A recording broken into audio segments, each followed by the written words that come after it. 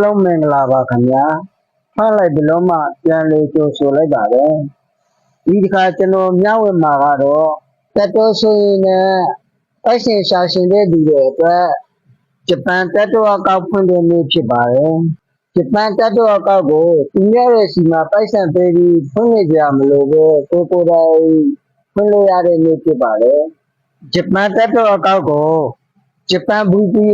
ခံပြီးတော့ဖွင့်လို့ရတယ်လို့ဘူပီမခံဘဲလေဖွင့်လို့ရပါတယ်ဒါကတော့ဘူပီမခံဘဲရိုးဖွင့်ထားတာဖြစ်ပါတယ်ဒါဆိုရင်ကျွန်တော်လည်းဒီ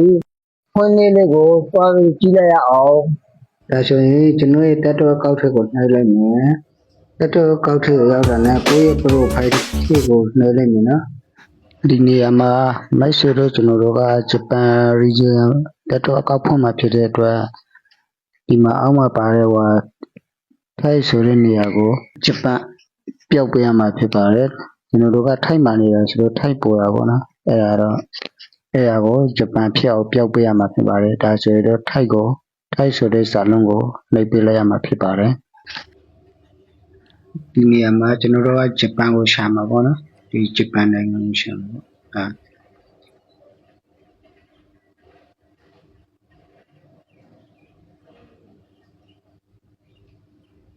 ဂျပန်တွဲပြီးဆိုရင်ဂျပန်ကိုနှိပ်လိုက်မှာပေါ့နော်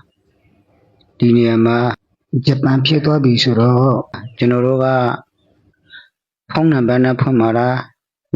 Gmail နဲ့ဖွင့်မှာလား Facebook နဲ့ဖွင့်မှာလား Google နဲ့ဖွင့်မှာလားအဲ့လိုပေါ်တာပေါ့နော်ကျွန်တော်တို့ကဂျပန်အကောက်ဖွင့်မှာဆိုတော့ဖုန်းနံပါတ်နဲ့ဖွင့်လို့အဆင်မပြေဘူးပေါ့နော်အဆင်မပြေတဲ့အတွက်Gmail Google အကောင့်နဲ့ပဲဖွင့်မှာပေါ့နော်ဒီနေရာမှာကျွန်တော်တက်တော့အကောက်တစ်ခါမှမဝင်ဖူးသေးတဲ့ Gmail တစ်လုံးလိုတာပေါ့နော်အဲ့ဒီ Gmail ကိုကျွန်တော် Gmail လုံးပုံလုံးလေးကိုလည်းကျွန်တော်ရှင်းမှတင်ပေးထားတာဖြစ်ပါတယ်အဲ့ဒီကမလောက်တတ်သေးရင်အဲ့ဒါကိုကြည့်ပြီးအဲ့ဒီဗီဒီယိုကိုကြည့်ပြီးတော့ Gmail အကောက်ဖွင့်လိုက်ပေါ့နော်ဖွင့်ပြီးရင်အဲ့ဒီ Gmail နဲ့ပဲတက်တော့အကောက်ဆောက်လို့ရပါတယ်နော်ကျွန်တော်ကတော့ဒီနေရာမှာGoogle နဲ့ဝင်မှာပေါ့နော်ကျွန်တော်မှာ Gmail လုပ်ပြီးသားရှိတယ်ဆိုတော့အဲ့ပဲကျွန်တော်ကဒီဂျပန်တက်တော့အကောက်ဖွင့်ပြမှာပေါ့နော်ဒါဆိုရင်ကျွန်တော်က Google နဲ့ဝင်မှာဖြစ်တဲ့အတွက် Google ကိုတစ်ခါနှိပ်လိုက်မှာပေါ့နော်ဒီနေရာရောက်ပြီဆိုရင်အပေါ်ကကျွန်တော်ရဲ့ email အကောင့်ပေါ့နော်မိတ်ဆွေတို့မှာနောက်က email အကောင့်တွေအများကြီးရှိတယ်ဆိုရင်လည်းကိုကြိုက်တဲ့ email ကိုရွေးပေါ့နော်ကျွန်တော်ကတော့အပေါ်က email အကောင့်ပဲရွေးလိုက်မယ်ဒါဆို email အကောင့်နှိပ်လိုက်မှာပေါ့နော်ခဏလေးရှောင်ပေးပါ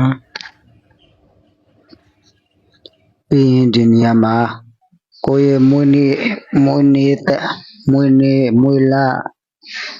နေတို့ထင်မှာပေါ့နော်တခုတည်းထားရမှာကမိတ်ဆွေက18နှစ်အထက်ကိုပဲထည့်ရမှာပေါ့နော်18နှစ်အောက်ကိုထည့်ထားရင်မရပါဘူးအဲဒါကြောင့်ကျွန်တော်တို့က18နှစ်အထက်ဖြစ်အောင်ကျွန်တော်တို့ကထည့်ပေးရပါမှာနော်ကျွန်တော်ကတော့ဖွင့်ပြတာဆိုတော့လွယ်ပဲထည့်ပေးလိုက်မှာပေါ့နော်တရက် January 1980ဆိုပြီးထည့်ပေးလိုက်မှာပေါ့နော်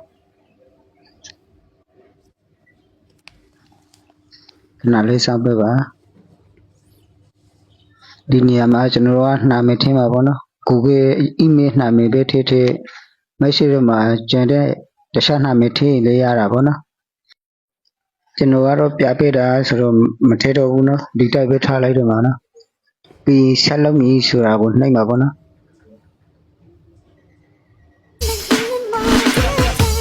ဒီလိုဆိုရင်ကျွန်တော်တို့ဂျပန်တက်တော့အကောက်တစ်ကောက်ရပြီပေါ့နော်ကျွန်တော်တို့ဟုတ်မဟုတ်ကိုဝင်ပြီးတော့တွားကြည့်မှာပေါ့နော်ပထမဆုံးကိုယ့်ရဲ့တက်တော့ profile ထည့်ဝင်မယ်ပြီးရင်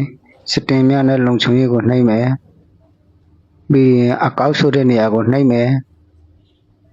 ပြီးအကောက်ရဲ့အချက်လက်ဆိုတဲ့နေရာကိုနှိပ်မယ် email ပြီးရင်ကိုယ့်ရဲ့မွေးတက်ကြရပြီးဂျပန်ဆိုတဲ့ဟာပေါ်တာပေါ့နော်ဒီလိုဆိုရင်ကျွန်တော်တို့ကဂျပန် region တက်တော့အကောက်တစ်ကောက်ကိုအောင်မြင်စွာဖွင့်ပြီးပါပြီနော်ဒီနေရာမှာမိတ်ဆွေတို့အနေနဲ့မရှင်းတာနောက်မလေတာရှိရင်ကိုမတ်ထဲမှာရေးပြီးတော့ရေးပေးလာကြပါလို့နောက်လေဒီလိုဗီဒီယိုလေးတွေကို အဆင်မပြတ်တင်ပြမှာဖြစ်လို့ကျွန်တော်ရဲ့အကောင့်လေးကို like and follow လေးလုပ်ပေးကြပါလို့ပြောချင်ပါတယ်အားလုံးကျေးဇူးတင်ပါတယ်